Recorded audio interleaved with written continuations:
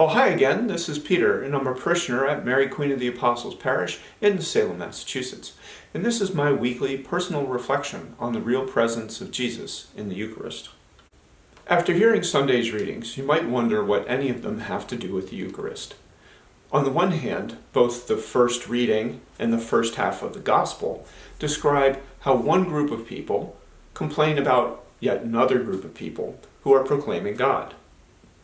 And this first group is told to stop complaining.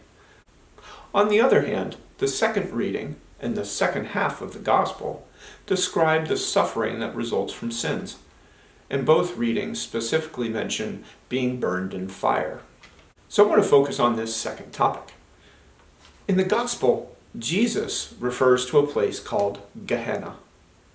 And the Gospel ends describing Gehenna as a place where their worm does not die and the fire is not quenched.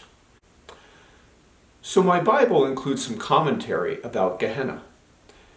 And it says that while the Jewish people had a concept of a fiery punishment after death, the name Gehenna is used for this place of punishment only in the New Testament. Now, Gehenna is the Hebrew word for a place also called the Valley of Hinnom outside of Jerusalem. This place was southwest of Jerusalem and the center of an idolatrous cult in which children were offered for sacrifice.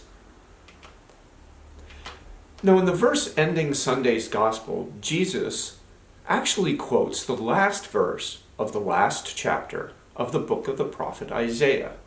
That's chapter 66, verse 24. I wonder why he referred to the book of Isaiah.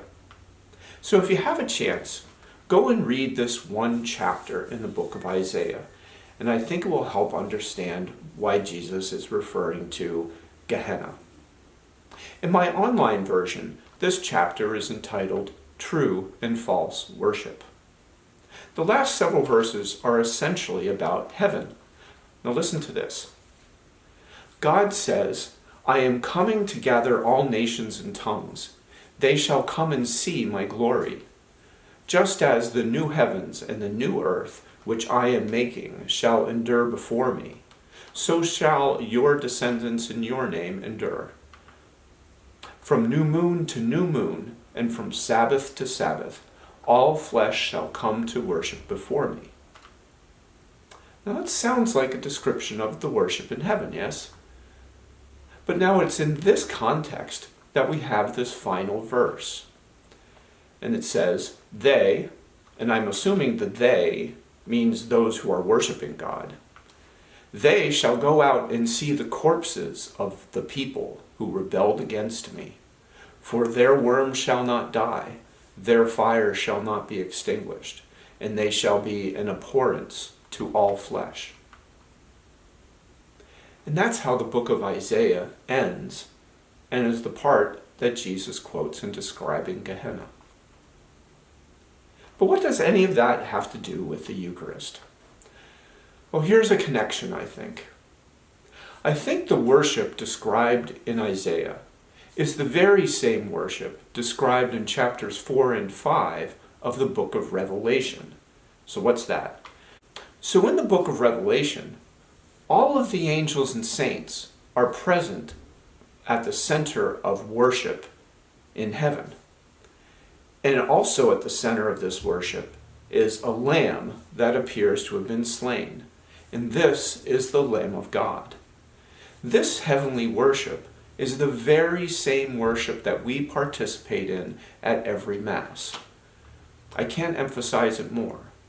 We participate in the heavenly worship because Jesus is truly present in the Eucharist. The Eucharist is the Lamb of God, and it's that Lamb of God that's being described in the heavenly worship in the book of Revelation. Now, I think what we see in the book of Isaiah is this same vision of the heavenly worship. But now we see a little bit more about it. Gehenna is a place that is also seen by all those who worship in heaven as the place of those who have rebelled against God. So If we could experience that same abhorrence to Gehenna that the angels and saints see for merely a moment, I think we might begin to understand both the depth of suffering of those who rebel against God and why we should give up limbs and eyes to avoid it. And two, we would see the depth of God's mercy and why he became one of us and why he gave us the Eucharist to be one with him and heal that suffering.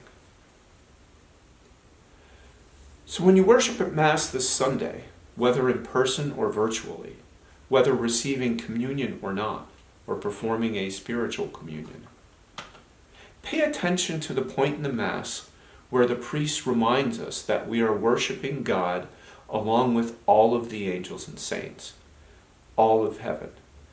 It happens right before the Holy Holy.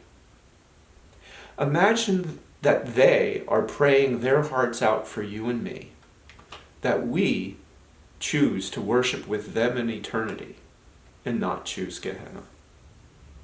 May God bless you, and see you next week.